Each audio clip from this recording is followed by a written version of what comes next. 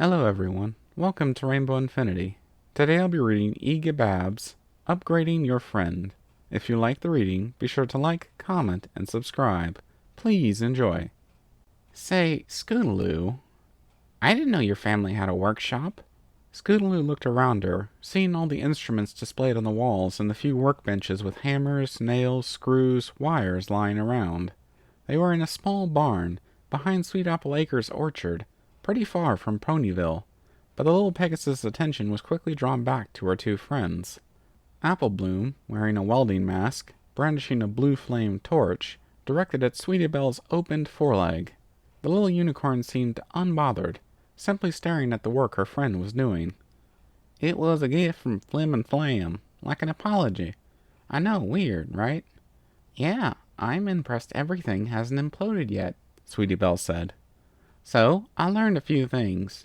Apple Bloom followed, before shutting off the torch. There you go. Your leg should be fine now.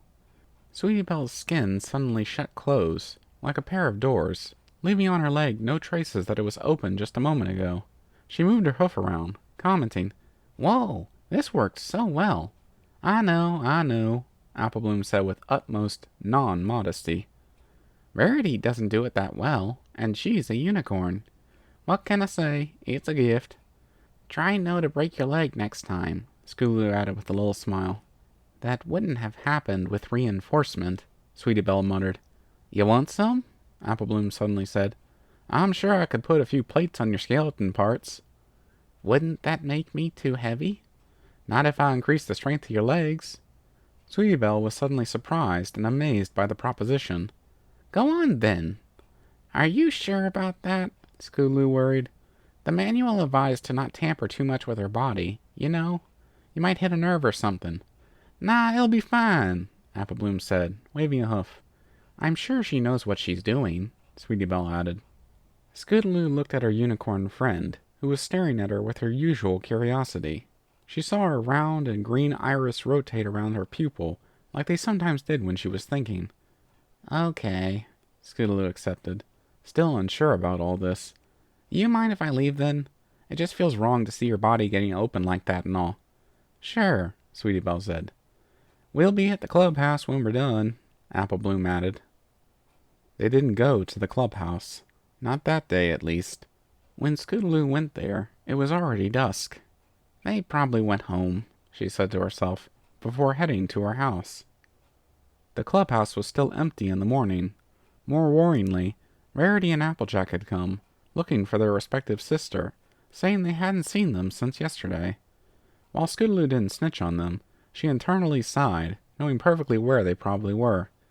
I'll go look for them, she said to the two worried mares. Something felt wrong when she arrived in view of the workshop. It didn't have a roof anymore, and weird things were poking out of the windows, clamps made out of wood holding onto the frames. Scootaloo wasn't sure at first, but she heard sounds coming from the inside. Weird metallic noises.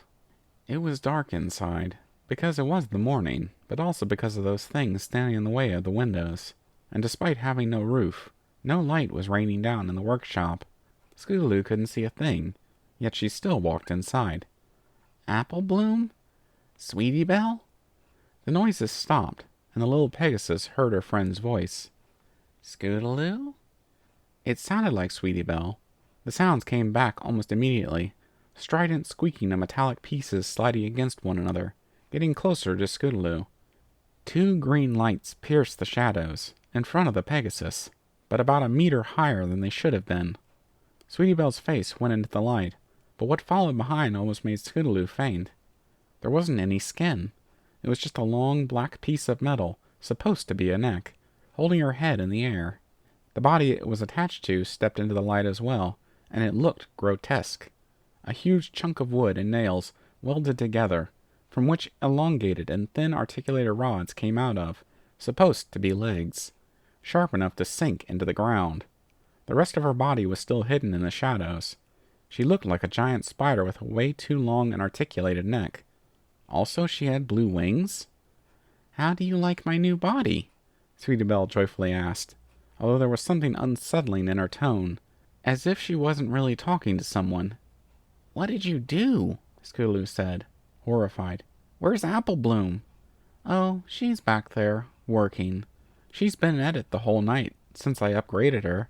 She doesn't need to sleep anymore, so she can work on me.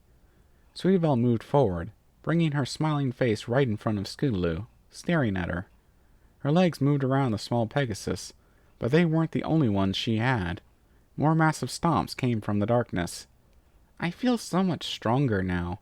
She was so right when we repurposed my morality chip into a relay for my legs. That's, great, Scootaloo said, taking a few steps back. But Rarity and Applejack are looking for you. The Pegasus's back stopped against one of Sweetie Belle's wooden legs. Oh, they're going to come? The robotic filly said with a joy that echoed through her spine and joints. That's great. I need new materials. We are running out of metal. Scootaloo nervously giggled, feeling oppressed by Sweetie Belle's rotating eyes staring at her. She tried to go around the leg. Yeah, I should go and look for them.